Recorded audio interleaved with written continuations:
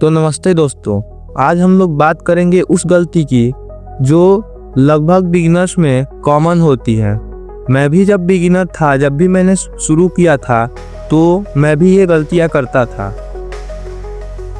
तो home workout में सबसे बड़ी गलती ये है कि हर दिन एक मसल्स को या दो मसल्स को टारगेट करना।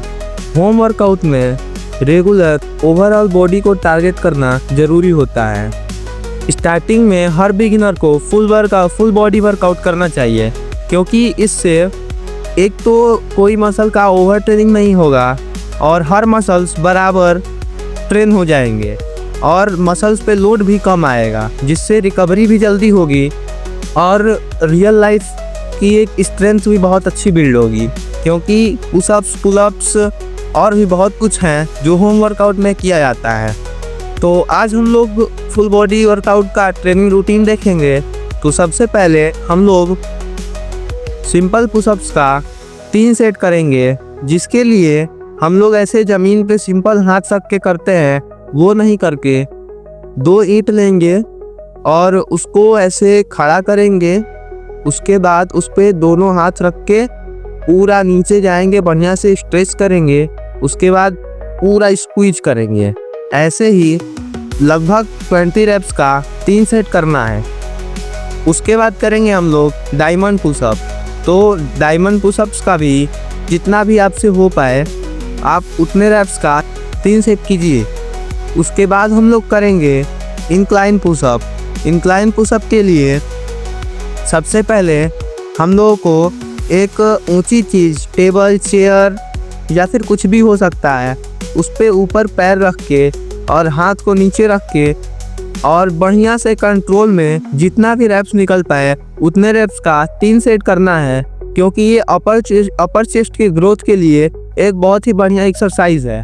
उसके बाद एक मसल्स रह गया लोअर चेस्ट। इसको टारगेट करने के लिए डिक्लाइन पुशअप्स का वही जो ऊंची चीज़ हमने ली थी उसी पे ऊपर हाथ रख के बढ़िया से स्ट्रेच एंड स्क्वीज सील करते हुए जितने भी रेप्स हो पाए फेलियर तक उसके 3 सेट करना है। उसके बाद हम लोग आते हैं शोल्डर्स पे। शोल्डर्स के लिए ये पहले आपको करना है पाइक पुशअप। पाइक पुशअप के लिए आप देख रहे हैं जैसे मैं कर रहा हूँ वैसे ही करना है।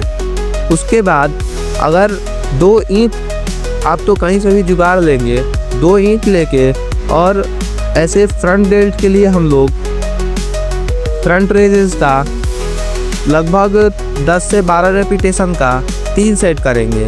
उसके बाद साइड रेजेस का भी 10 से 12 रेपिटेशंस का 3 सेट करेंगे। अब करेंगे हम लोग रेयर डेल्ट का ट्रेनिंग, जिसके लिए 2 ईंट लेंगे और ऐसे जैसे हम लोग ने साइड रेजेस किया था वैसे ही अपने हिप्स को किसी दीवार के या फिर किसी भी चीज़ के सहारे टिका लेंगे। उसके बाद ऐसे बेंड होके नीचे की ओर, उसके बाद फ्लाई टाइप का जैसे हम लोग साइड ऐसा करते थे वैसे ही करेंगे।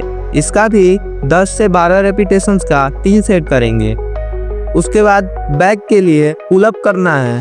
पुलअप का जितना भी आप लोग कर सके उतना करके 3 सेट करना है, जितना रेप्स निकल पाए 3 सेट करना है।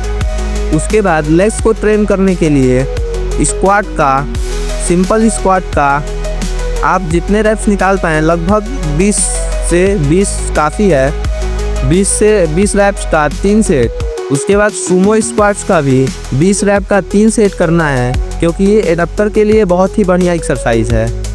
उसके बाद जैसे मैं दिखा रहा हूँ वैसे ही काप्स को करना है। इसका भी लगभग 10 से 12 रेपिटेशन या 20 रेपिटेशन भी हो सकता है, उसका 3 सेट करना है।